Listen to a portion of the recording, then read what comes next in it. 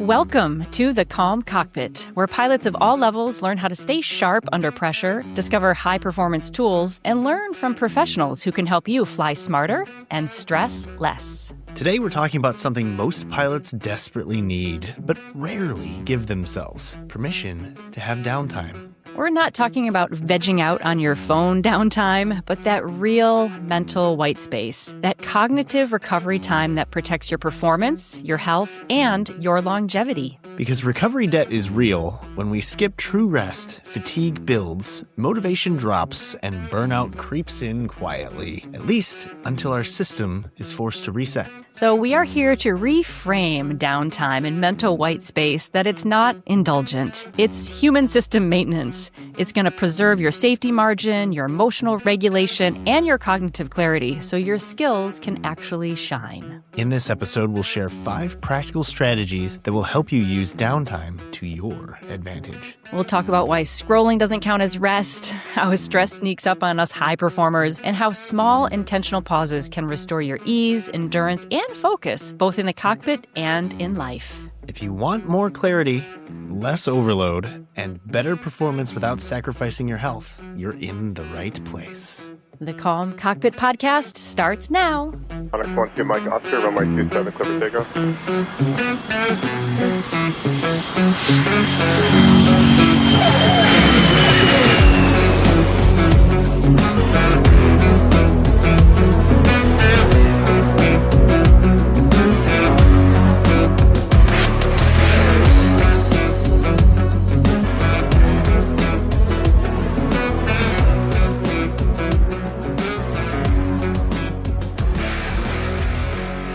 Welcome, everyone, to today's episode. I'm Geeta Brown, yoga and meditation educator and music educator with over 30 years of experience in teaching high performers how to improve their lives without adding stress. And I'm a midlife student pilot.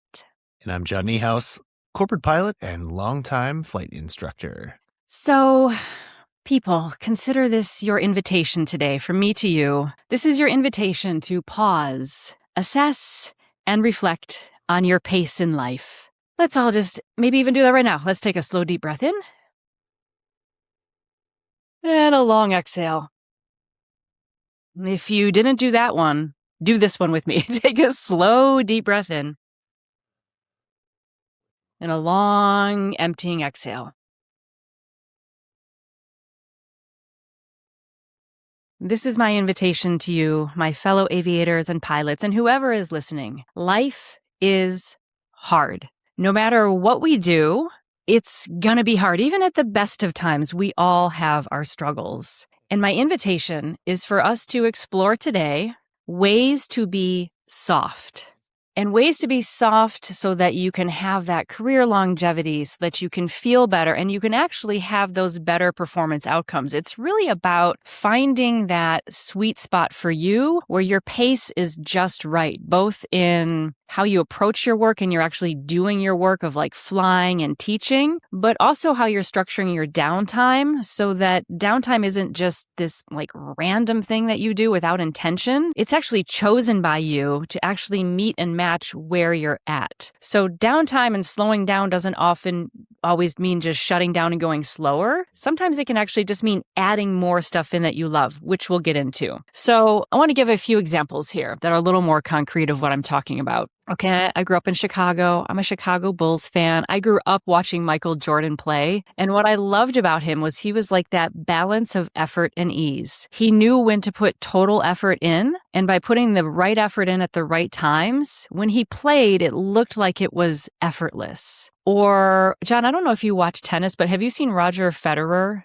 I am not a tennis fan, but I do know who he is. Okay, I mean, like he's uber famous. So, and if you're not a tennis fan, you kind of roll your eyes at sports, just watch a few videos of him playing. Federer, he can be making the most complicated, difficult shot, but what he embodies is you'll see the parts of his body that need to work really hard are working really, really hard. But when you see his face and his demeanor, he looks like a Zen monk. He's like so chill. So he's using the right effort in the right place at the right right time, but no more effort than that. And he played for a long time. He really had a lot of career longevity. Another example, just a quick example, just to kind of prime your brain to like what I was thinking about for you guys in this episode is Bruce Lee. He's got this famous quote. I'll link it in the show notes. Be like water, my friend. So it's a really great interview he does, and he goes way into it. But essentially he says, be like water, that water can, when it needs to, it can turn into vapor and just float. When water needs to crash, it can crash with a force that can break a building. When it needs to be solid and steady, it can freeze. And his point was that you want to have a nervous system and a mind and a lifestyle where at any moment you can choose how to direct your energy for the task at hand. He's got that great, be like water, my friend. It's a fantastic, I'll link the interview. I really recommend listening to those little quotes because he's very eloquent. But my whole point here is that in our modern life and in aviation training, and I would say a lot in the Western culture, we're really trained to try hard. You've talked about it, that like rise and grinds mentality, like get at it. And I totally love trying hard. I love getting into something. I love cranking out that last set at the gym. There's a time and there's a place for that. Like we need that. But there's also a time and a place to actually train the other quality as well. And that's what today's episode is about. And each person, you guys listening, have to find your own pace. You have to assess what do you need when, how you need to apply these tools that I'm going to give to you, because everyone is different and every day is going to be different in that. So this is my invitation that starting to strategize and use both downtime and mental white space to your advantage and use it more intentionally. It's not just switching off, you're actually curating a pace for your life that really, really works. So I do want to spend just a little bit of time kind of going to the dark side of all of this for a minute, because I really want to drill into like, why should we care? And it can be like a little bit of what we used to call Debbie Downer. Don't be such a Debbie Downer. But I think it's really worth it before I give you like, oh, here's the actual tool and the strategy to like help all of this or to experiment with. Actually, let's drill into a little bit. What are our reflexive patterns when it comes to downtime? What are our own internal biases that we've just kind of bought into from culture and we never stop to think, does this actually serve me or does it actually not even serve me? And I can actually give myself permission to think differently. Just awareness of our own patterns can kind of prompt a change. So we're going to kind of just drill into a little bit of like, why should we care about mental white space? What are the things that get in the way of it? And what are the ripple on effects when we actually don't cultivate these soft skills just as much as we train the actual, stick and rudder, putting the butt in the seat and doing the hard work. And then I have about 5 in mind that I want to share with you guys. But to be honest, I don't know that we're going to get to all 5 techniques. We're just going to kind of roll with it. But I'm going to give you the greatest hits of stress reduction that have worked for myself and my students. Just different tools for you to play with that you can start thinking about intentionally for yourself, how you might want to structure these soft skills, your downtime, your rest, your white space, so that you can play with it. And not that you have to do any one of those techniques, but it just gets your brain kind of thinking of ideas so that you can adjust, adapt, and modify for yourself. And as always, as any point when I'm talking, you're like, I know that already, I know that already, I know that already. Catch yourself and start to think, what can I learn? What can I apply? What can I refine a little bit? So come with an open mind, and at the end of it, take what works and leave the rest. Well, and there's a difference between knowing and doing, right? Because I might know that, but I still might have that mental boundary of like, I got too much stuff going on. I'm not going to do that. Even though I acknowledge that it works, I'm too good for it. I have things to do. I'm busy. So sometimes just hearing it again maybe convinces you to go, I am very busy, but maybe I might be able to try this just one more time and see if it works. That is me like every day. And I live and breathe this stuff since I was in high school for over 30 years. I have to consistently remind my mind about how important this is and how good I feel after it when I've done these different techniques. It is a battle for those of us who like to do and like to be engaged. And that's normal. That's actually part of the process. I'm really glad you brought that up. I love the community support of just hearing someone else validate that this work is important, it's real, and it matters. And that's why for myself personally, I schedule it into my schedule in the week so that my brain can't wiggle out of it. I put it in there. It's a task to do that I have to check off on a to-do list, just like studying. And that has helped me kind of reframe it because I'm like, oh, it's work. It's part of work. So that's actually one of the first points I wanted to make, a kind of like the Debbie Downer side of things, which is like that cognitive overload. I don't know about you, John, but I'm an empath. I think you have a strong empathic side as well, where we pick up on other people and we bring all of that in as well as terrible. It's terrible. I hate it. It's terrible, but it's awesome. And if you are someone who identifies like as an introvert, a lot of times people who are introverts are actually very strong empaths. It's not that they just want to be alone and not around other people. It's that they experience being around other people so intensely that it's like instead of having 27,000 nerve endings, you have 1,000,000. And so what you're experiencing compared to someone like my husband, who like nothing reaches his shell at all until you like knock on the door and go, hey, let me in. We experience everything just 1,000-fold. It can be exhausting. And then you add to that all the cognitive tasks of being a grown adult, all the life stuff you have to deal with, the career stuff, and then you're flying an airplane. So this can all lead really quickly to like that cognitive overload. And we know the studies are very clear. When we have cognitive overload, which is just you're thinking too much, constantly thinking and ruminating and processing everything that happened during the day, it reduces our executive functioning. Executive functioning is just like it sounds like. It's that very, very smart part of our brain that has the ability to pause, assess, and then actually decide what next action we're going to take. And without the downtime and actually telling our brain that now is time to take the activity from a 10 to even like a 7, the brain stays in that constant mode of switching tasks and assessing what just happened. It keeps ping-ponging from this thing that person said, this thing that I picked up from that person, wondering what happened there, thinking about the next thing you have to, we all know it. In yoga, we call it the monkey mind. It feels like ping pong balls just going around. And when our brain is in that constant state, that's what degrades our decision-making quality, our working memory, our situational awareness. It's like, we think of it in yoga, we say that your garbage is overflowing, but it truly is cognitive overload because your brain is designed to take information in. And when we rest, that's when the brain then gets rid of the things you don't need and it integrates the stuff that you do need into your long-term memory. So cognitive overload is a real thing. And if you're operating on this on everyday life, kind of an overload, and then you go into an airplane, wow, you might still feel productive, but you're operating with like a narrowed cognitive bandwidth. And that can really bite you in the butt in an emergency situation. Or when you go home and your honey says to you that they had a hard diagnosis at the doctor, and then everything falls like a Jenga tower, It's really tough. So as I'm going through a couple more of these, just think about yourself, or sometimes it's easier to see this in other people too. You can kind of recognize people that you know who you see operating this, and then you can kind of reflect. And I usually go, yeah, me too. I do that too. It's really easy though. It's easier to see it in other people. So if that helps too, we can kind of assess. A couple other things that happen when we don't do this. One thing that happens physiologically and physically is that your stress hormones stay elevated.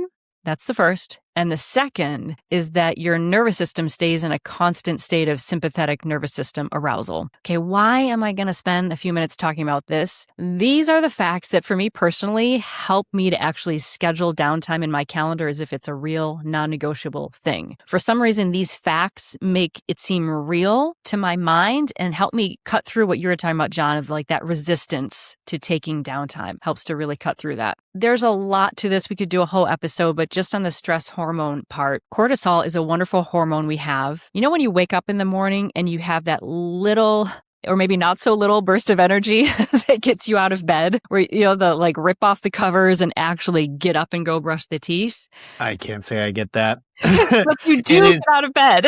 It is so much effort to get out of bed in the morning. It is so much effort, but you can thank dearest cortisol for helping you with that, because it's actually a spike of cortisol we get in the morning of this quote unquote stress hormone that's gotten kind of a bad name in society these days. Elevated cortisol levels, look out. No, we like cortisol. It's what helps you, even begrudgingly, John, to crawl out of bed in the morning. That cortisol spike helps to kind of like create that alertness, gets us moving, gets us out of that total absolutely sound asleep state. But when cortisol is elevated, that's when we run into problems. That's when we run into that chronic inflammation in the body that a lot of times can show up as chronic pain. And when you have little signs of your stress hormones being elevated, think about, do you have things like that chronic pain in the body? You have that niggling injury that no matter what you do just never goes away. You have a rumination on a thought about something that happened maybe a year ago, 3 months ago, and you just keep thinking about it. That very often is the effect of stress hormones kicking in at such a high level that even if you want to think differently, the chemical makeup of your body with the elevated cortisol is not primed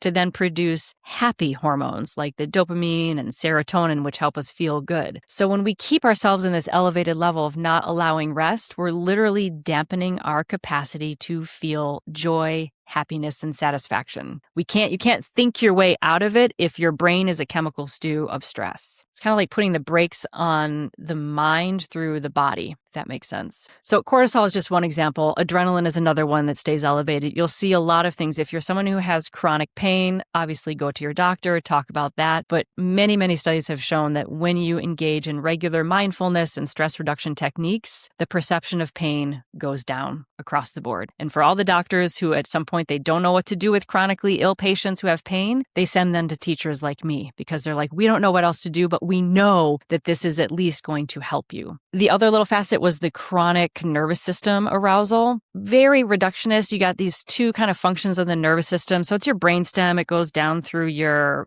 spinal cord, and it goes all the way out through all the nerves in your body. When you're in that fight, freeze, or flee moment, engine out at 500 AGL, something like that, sympathetic nervous system goes into overdrive, which is where you get that tunnel vision because your body is focused on primary keeping you alive. It shuts down blood flow to your digestion because you don't need to digest in that moment. That's why you'll get butterflies in the stomach. It will make your fingertips really slick and slippery with sweat because you're trying to evade someone who might catch you. So you want to be that slick, slippery. Yeah, these are ancient defense mechanisms. The pupils, actions happen to the pupil to let more light in so that you can, function, et cetera, et cetera, et cetera, et cetera, et cetera. All of this cascade happens. But what sort of has happened in modern times is that continual, we go to work, we have some stress there that we like. It feels good. We engage with it. But then we're on the drive home. We maybe have stress in traffic. Then we get home, we're engaged with the family, but we're also on our smartphone, or we go to the laptop, we do more work. And that elevated level of that sympathetic drive, it may downregulate a little bit so that we think we're quote unquote relaxed, but maybe on a scale of a 1 to 10, we're not in full on fight, freeze, or flee, but we're pretty darn close. It's just that we're not at a 10, we're at a 7, and we go, oh,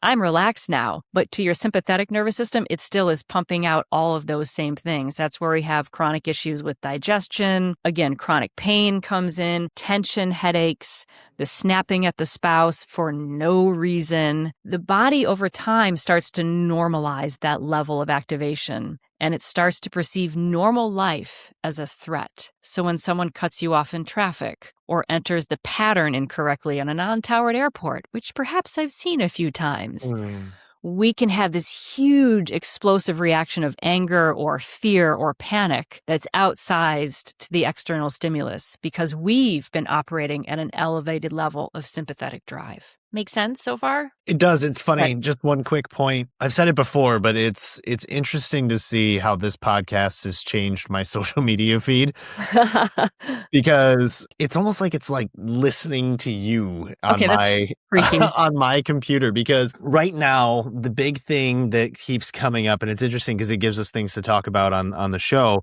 But you mentioned cortisol. I have so many ads of, oh, you have high cortisol. Yep. Here's all of these solutions. And do you know that belly fat that you can't get rid of? Right. That's caused by elevated high levels of cortisol.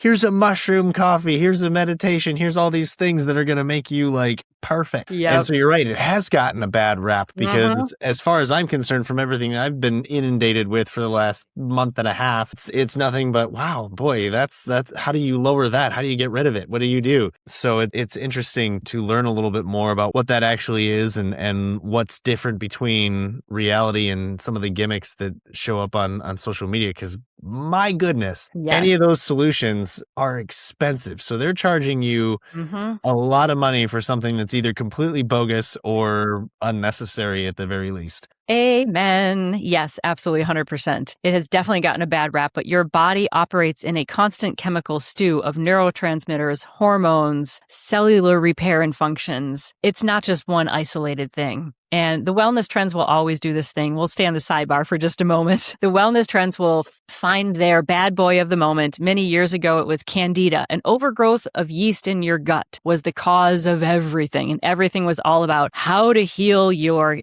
candida outgrowth, blah, blah, blah. They rotate through different gimmick, different year. They just go on and on. So you like cortisol. We need it. It is a functioning part of ourselves that keeps us in homeostasis. You don't need a mushroom coffee to help you release your cortisol.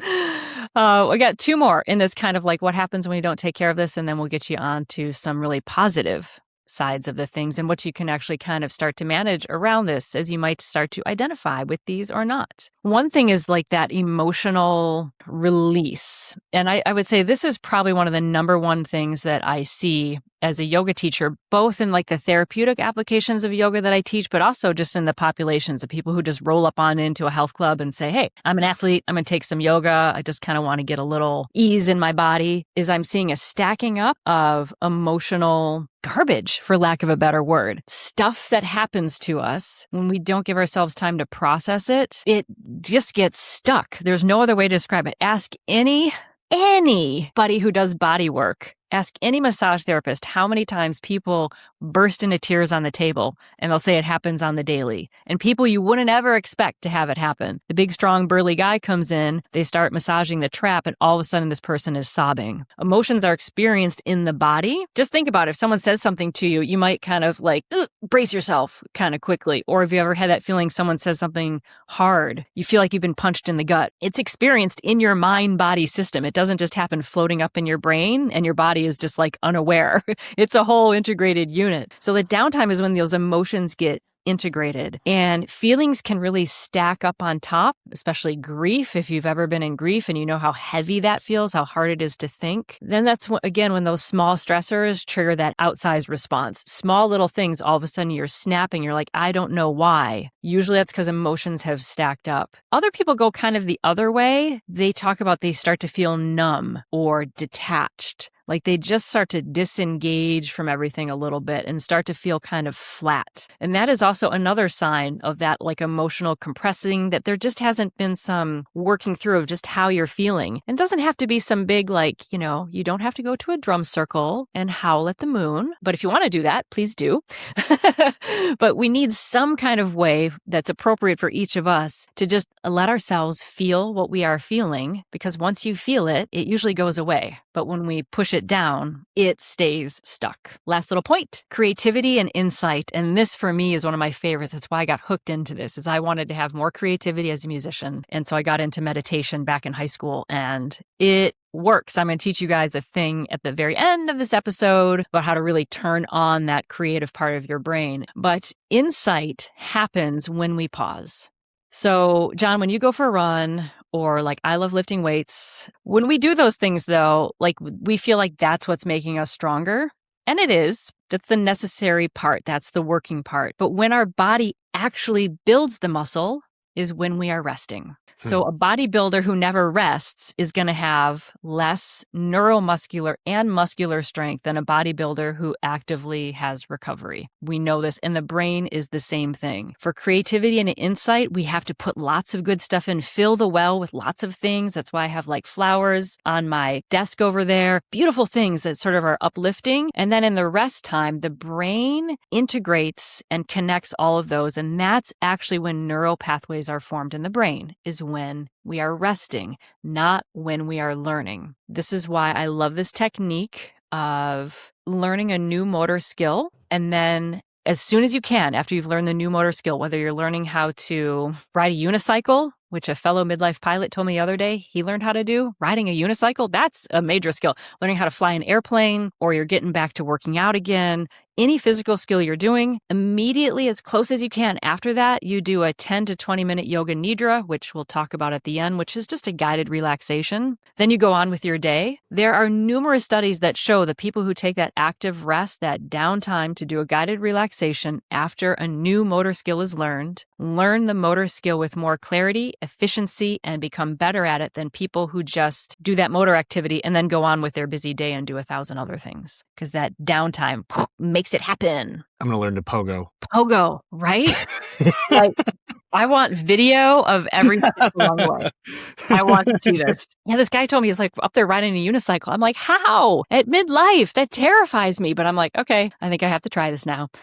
As long as I can start next to a wall, I'll be good. So all of these kind of negative things, though, they all have this downside, but then they all have that flip good side though too. We could just run through it like super, super quickly. If we have cognitive overload means reduced executive function, well, when you have properly structured downtime for yourself, that means you're going to have better working memory, better situational awareness. You're going to have higher productivity. You're going to get more done in less time, which is what my students consistently tell me when I train them in these techniques and they actually do them on the regular. They're like, oh my God, I am working so many less hours. I'm so much happier. I wish I had figured this out a long time ago, that the hustle and the grind is actually not as productive as you think it is.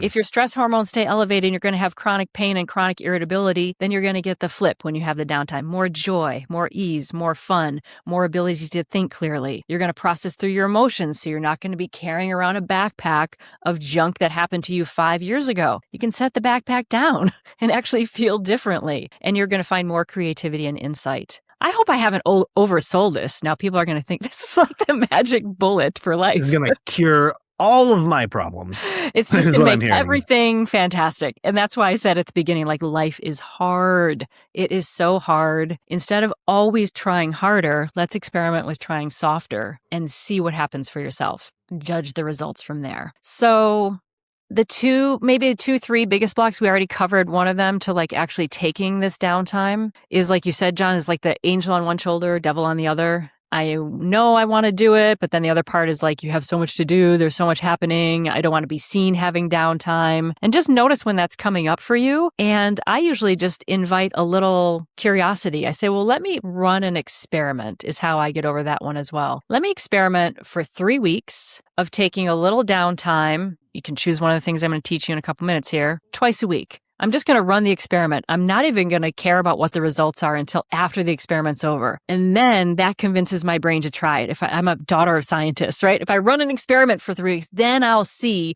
what actually happens. And then I'll decide later. That usually gets me over that feeling like I have to buy into it before I've ever even done it. Run an experiment and then see, and then you can adjust from there. That gets me over that little hump. I'm going to give you the first reset that I personally love. It's one I teach to every single student that I have. It's just a 5-point reset. I would say experiment with this one. See how it feels, judge the results later. I always tell my students this technique in particular is largely derivative of all the yoga training I've done. And yoga is this 6,000-year-old tradition. Now that's the oldest writing that we have about yoga, but paper doesn't last very well. So I suspect that they were doing it long before 6,000 years. And that's gone on and on, this unbroken chain, until I'm sitting here in front of this microphone today saying, hey, life is hard. We can try softer. Try this thing and see if it works for you. I'm going to teach this little technique to you. So see how it feels, see how it lands. Just experiment with it. Look for results later. It does not have to feel a certain way while you're doing it. You do not have to feel relaxed. You don't have to feel anything. The art is in the just stopping and paying attention, observing, and then making your adjustments for yourself after the fact. Make sense? Makes sense. Cool. So it's a 5-point reset, 5-point body and mind reset. Like super simple. Wherever you are, if you're driving, kind of sketch to do this while you're driving because you might find that your attention kind of like starts to wander a little bit. So you be the judge on that, but please be safe. For goodness sake, concentrate on the road. Whatever you're doing, if you're, cleaning the house or whatever, just pause. We're just going to reset the body with 5 points. So it's super simple. I'll guide it through 3 times and then maybe twice with just like even less instruction. And just kind of see how it goes. This is the one I use when I need a reset. Or if I'm in line at the grocery store and I feel like reaching for my phone, I do this instead. All those points when I would fill my brain with other information, I'm like, oh, let me just do the 5 points real quick. And I believe you said you were going to do a breakout bonus episode on this as well, correct? I am. I'm going to do a breakout bonus episode with a full Yoga Nidra, which is a much longer version, much more detailed version of what I'm going to teach you right now. This is like the 2-minute, can eventually get it down to a 10-second little practice you do to kind of reset quickly. So yes, I'll be doing a much longer version. But let's just do that little 5-point reset. So super simple. First action is just to get your body aligned. So have your feet under your knees. You can be sitting or standing. You can even be laying down if you want. Doesn't matter. You can be laying on your belly, however you want to be. Just get your feet and your knees and your hips aligned. That automatically starts to send a signal to the sympathetic nervous system that it is allowed to downshift. It's an inherently stable, grounding position for your body, which then creates that neurochemical stew and brain waves that it is okay to let the parasympathetic nervous system switch on. Wherever you are, check that the shoulders are over the hips. If you're laying down, that just means that they're aligned. If you're seated, that means that you're neither forward nor back, but that you're balanced. And that the crown of the head is just lightly raising up. And just do any moving or wiggling you need to do to where you feel like you have some steady comfort with just your initial seated posture, and that's it. And then simply, we're going to use the spotlight of your awareness to just go through the different points in the body, 5 points. So the first point is the feet. Just become aware of the feet on the floor. If it helps, you can pick up the toes and spread them, even in the shoes, and just send them back down. Awareness to the bottoms of the feet, feeling the contact of the bottom of the foot on the floor. You can even label how that feels. You can label what you feel if you feel the sock, the shoe. Just noticing the contact of the foot on the floor. There's tens of thousands of nerve endings in the feet, and it's the most distant part from the brain.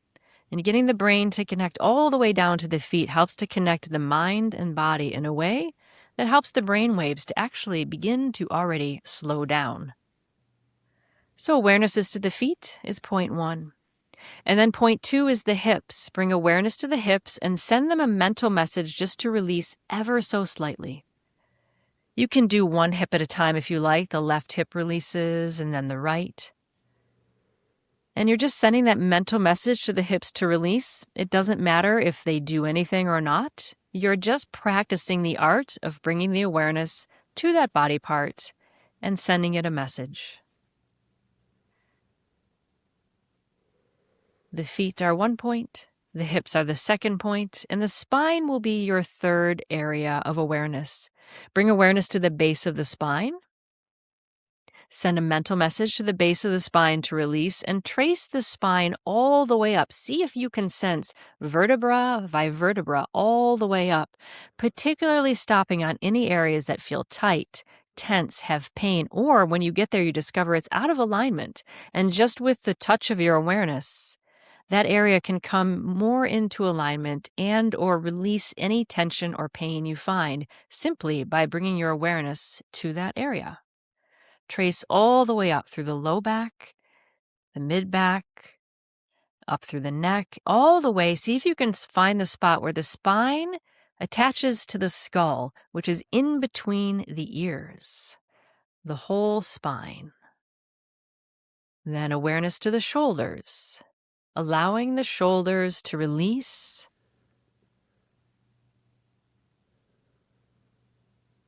And then awareness to the top of the head, as if there is a silken cord on the top of the head. If you had a crown on, the silken cord would be right in the middle, and that cord is pulling you up towards the ceiling, just creating a little length.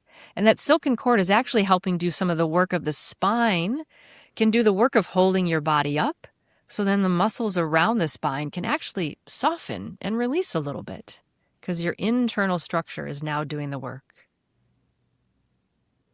Bringing the spotlight of awareness through those 5 points again.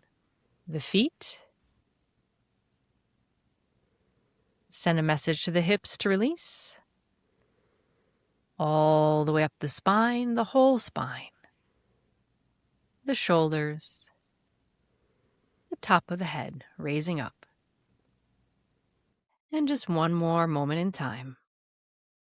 Bottoms of the feet, hips, length of the spine, the shoulders, and the top of the head.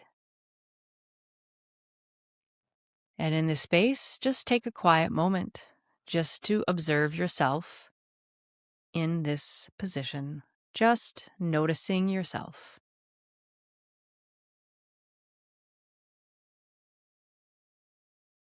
At this point, I would gently ring a bell. Ding!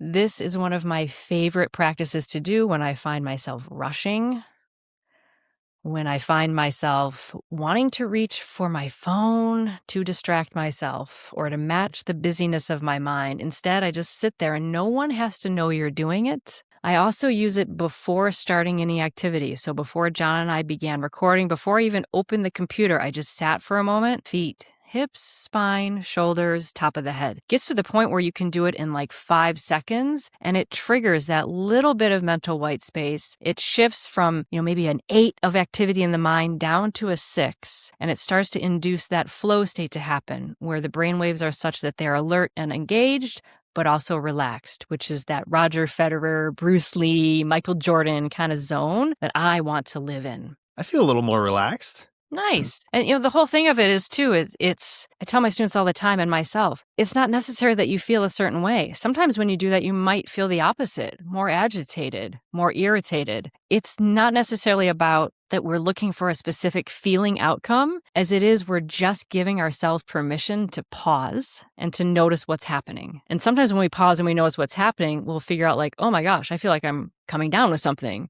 or I'm actually like really angry about what happened earlier, or I'm really anxious. It doesn't always make me feel quote unquote better in the moment, but what it gives is space and time for my body and mind to process everything that's happened and to prepare for what's coming and to actually be present. And that is the secret sauce. I think people think like yoga and wellness, like you're supposed to always like feel really good and supposed to always feel awesome. It doesn't always. It's just that you're actually in contact with what is, and then you can move skillfully with what you find. That So makes no sense. no high set of expectations. If you're like, oh, that brought up different stuff for me, I must be doing it wrong. No. Noticing is the secret sauce. The idea that relating it back to exercise, not always do you feel better after you exercise. Sometimes you're Totally. in pain. Sometimes your muscles feel like they need to be stretched. So that's not necessarily assuming you did it right and didn't overtax yourself. That's not necessarily a bad thing. That little bit of pain just kind of means that you worked at something. Absolutely. That is a great point. The whole point for all this for me is that the invitation to pause is here for you to take it. And when we pause, we can more clearly notice the pace that we've been running at and assess, is that pace working? Is it working for me? And how do I want to adjust it? Instead of just going on automatic and just going from thing to thing to thing to thing to thing and not actually checking in with ourselves. Which kind of leads us to this next one, which is one that I love. It's a task switching trigger. I'm curious, John, people might know or not know, like we've never actually met in real life. Do you guys know that? We've only ever... True. Although I feel like I know you quite well, but I don't really. But I don't know. When I start working on a project, I get so into it, it's really hard for me to shut down work mode. Do you find that? Or like when you're done, can you just end task and then you can move on to being with the fam? A little bit of both. Sometimes it depends on what the situation is. In a lot of cases, it's not necessarily an end task, move on to family. It's end task and there's 3 more tasks in the way. Right. So it's tough. It really is a struggle for me to actually sit down and enjoy the fruits of your labor, if you will. You always think that you're going to check everything off the list. And if you really are being honest with yourself, you check one thing off, 3 things show up and the list never ends. It's so It's true. the same thing for people who are at work and you're like, oh, well, if I just work late tonight and get these 3 things done, or if I just work this one Saturday and get these 3 things done, I'm going to get caught up. You're never going to get caught up because there's always more things to do. There's always people that want more out of you. And it's to a point where you actually have to consciously say, it's enough. Yes. It's enough. I'm ready. Yes, this is exactly my point. It's a never-ending well, right? There's no ahead. There's only where you are. Like you literally can't be ahead of the moment you're in, and the work will always keep filling up. Okay, so this is perfect. I used to have a real hard time shutting down. So one of the major ways that I started to create that more mental white space for myself is to have a task switching trigger. This could work in between tasks, like you were saying, John, where you finish one thing, but then there's another to do. Or for me, who has trouble shutting down at the end of a project, I'll just keep working through dinner, ignoring the signs of my body, like low blood sugar. Here comes the cortisol. Cue the bad, quote unquote, hormone. This has really helped me. I got this from Cal Newport, who's a wonderful author and professor. I'll link his work below. I think he wrote this blog post back when blog posts were a thing. People used to have blogs.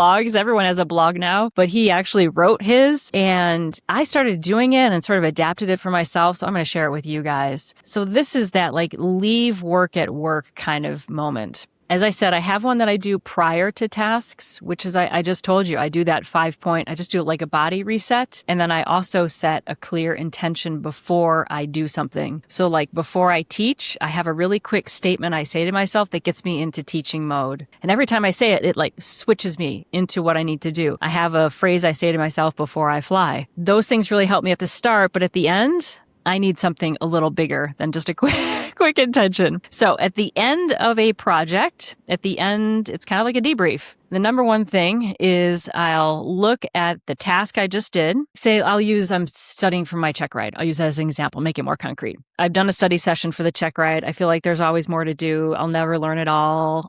He's going to ask me a question I don't know. All those things come in. Look over all the tasks I've done and go like, okay. And I create a list that I call the next list. The next list is when I pick it back up, what am I doing next? So the next study session or the next work session, I don't have to spend time figuring out what am I doing next. It's already written out. It's right there. I know exactly where to start and exactly what the first thing I'm going to do is. And then I schedule that so that I know when I'm going to do it. That is crucial for my brain because it helps to give that processing time of this is the body of work that I've done. To your point, John, it's enough.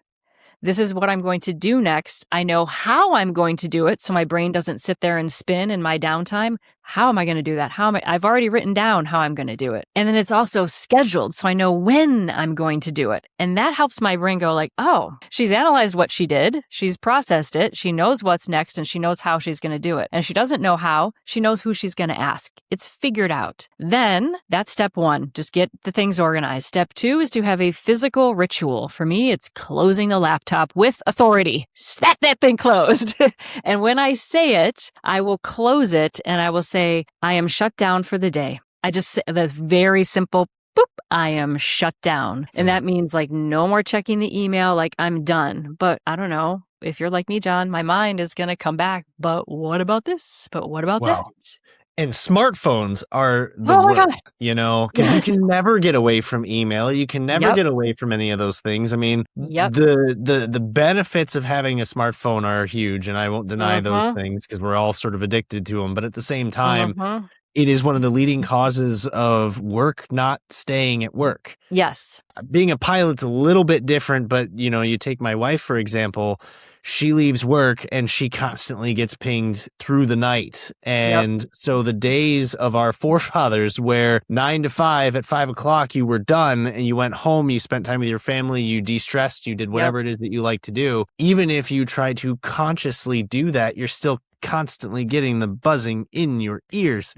And ignoring it only makes it more stressful because now you're wondering like what's going on that I'm not paying attention to. What am I going to walk into the next morning? How much stuff has been piled on me while I've been trying to eat dinner? Yep, absolutely. So, that's a really good point. So the third point that I have for myself when the work thoughts creep back in is I just tell myself, hey, I've completed the work necessary for the day. I've organized my notes well. And because I'm so on top of things, I trust that I can attend to it tomorrow. Like that's how I handle my internal mishigas over all of this. It takes a lot of work and redirection, but once you start doing it and feeling how good it feels, then you want to do more of it. With regards to other people and your own work boundary, that depends on the people and how you manage that. I have started to, I used to run departments where, I had employees and all of that kind of stuff. And I used to tell people after 6:00 at night, you can text me, call me at any time. I manage my phone use how I want to. You're going to leave a message. You're going to send a text. You're going to send an email. I'm not going to reply to it until after 9:00 the next morning, but I will. It will be first thing on my plate, but just know I'm not ignoring you. I just do a hard shutdown. And most people go like, oh, okay, because that lets them know that when it's on their brain, if they want to send the text or the email or the phone call, they can, but they know that they're not going to hear from me. And beyond that, that's called setting good boundaries. But it depends on who you work for and what the vibe is and all of that and what you do. And that's up to each person. But for my own life, I love this three-point process of looking over the tasks, organizing it for the next day, physical ritual of somehow closing the work for the day, and then a sentence I tell myself and I remind myself of when I am tempted to check things again or just check one more time. Because to your point, John, there's no more checking it one more time. You check it that one time, it doesn't help the anxiety. It just reinforces a pattern that you have to check things so you don't feel anxious. And then you just check it again, which creates more anxiety, and then you check it again. So this is where we have to be our own best advocates and say, I am choosing the pace for my life that works for me. There might be things that I miss. You have to decide for you if you're okay with missing it or not and communicate with people you love. So that's the task switching trigger. There is another way that I use this task switching trigger, and that is a physical doorway trigger. Some people don't like this shutdown ritual. Some of my students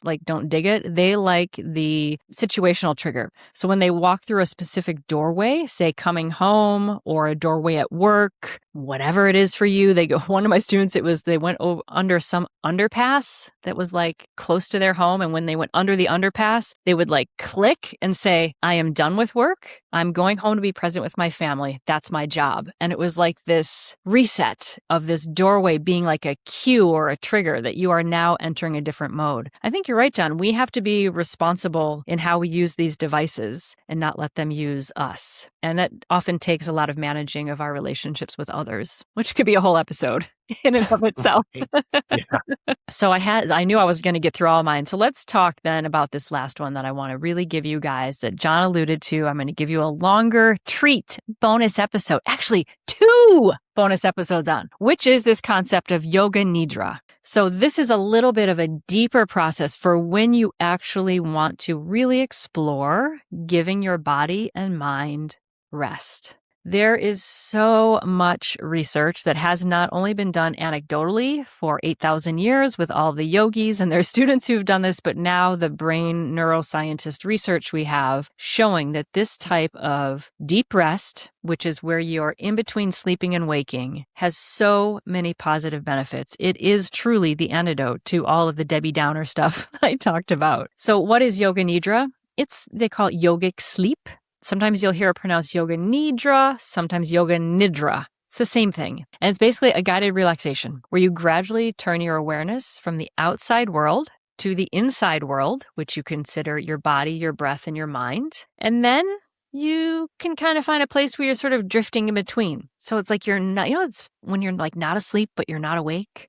It's like that little in-between state. And you learn to hover in that in-between state, which for me, honestly, took me years because I was such a perfectionist and so chronically high achieving. I was either on or off. Every time I did Yoga Nidra, I fell asleep. Every single time. And that's fine. It took years until I got to the point to where I could actually stay awake during a full 30-minute Yoga Nidra. It took a lot of training. Some people it might be easier for you. It's no problem if you fall asleep during it because your brain is still hearing the teaching. You're still absorbing. You're still getting all the benefits. So no high set of expectations. Basically, all you do to it, I'm going to lead several of them. I'm going to lead a 10-minute version, which is that great break in case of emergency one, or you can't convince yourself to rest any longer than 10 minutes because the world will surely crumble, do that one. Just do the 10-minute one. I'm also going to do a longer 30-minute one. You can really start to train. Stillness is one of the greatest challenges. It gives us the greatest reward. This is the practice that consistently, among everything I've talked about today, my students come back and they say, oh my goodness, I had no idea how much pain I was in until I did that. I feel so much better. Oh my goodness, I had no idea how much I was pushing until I stopped pushing. Oh my goodness, I have some students who are artists. I am so much more creative in my studio now since I started doing this. This is really that peak performance training that I think can be truly transformative. And all you have to do is find a quiet place where you will not be disturbed, lay down, pop open one of the bonus episodes I'll lead. I'm also going to link to 2 other people leading them so you can find whose voice you like and whose style you like, and then just listen and follow the directions. And when it's over, you just move on with your day. I mean, it's like the easiest thing you could ever do. But what happens when we're in this state, when we use the power of our awareness to observe ourselves, has been proven, which is amazing to me, that it shrinks the amygdala.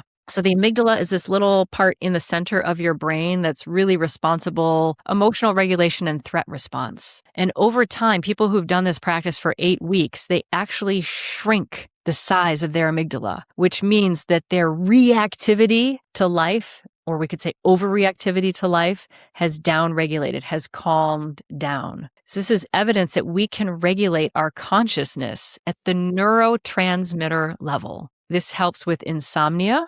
It's said that 15 minutes of this practice is equal to 2 hours of deep sleep. If you struggle with insomnia or you're down route and you're not getting the regular sleep you need, you've had that disrupted sleep, you're flying to London and back 7 times a month, this practice can really help you mitigate those cognitive deficits you're going to experience from that sleep disruption. And as someone who has struggled with insomnia myself personally, initially because of trauma and now because of menopause, this has saved my butt. It has been a game changer. I mentioned earlier that this is a practice you can do after you're learning any new activity, which requires motor planning. New student pilots, I'm looking at you. Go home and do a Yoga Nidra. We have evidence, I will link the studies below, that your body integrates the muscle memory better than if you did not do this type of training after you did your motor planning activity. We get better memory consolidation. One other thing that happens on the sciencey side is that we get neural pruning, which sounds very fancy, but basically it means that what Dr. Adrienne Adler-Neal talked about in her episode with us on neuroplasticity, our brain has the ability to create new pathways all the time. And very often as adults, we get stuck in rigid ways of thinking that are based on the patterning we picked up from society and our parents.